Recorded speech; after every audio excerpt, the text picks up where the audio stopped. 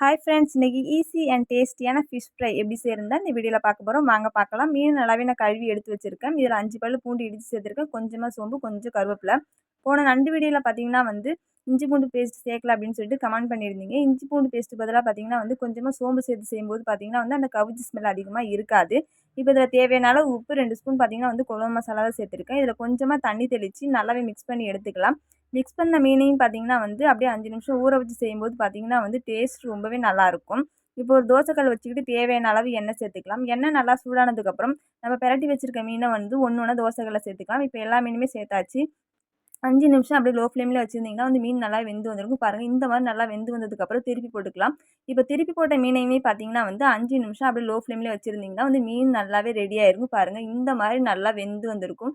சாப்பிட்றதுக்கும் சூப்பராக இருக்கும். சுட சுட எடுத்து சாப்பிட்டிங்கன்னா டேஸ்ட்டு சொல்லவே முடியாது. மறக்காமல் ட்ரை பண்ணி பாருங்கள். இந்த வீடியோ பிடிச்சிட்டு லைக் பண்ணுங்கள்.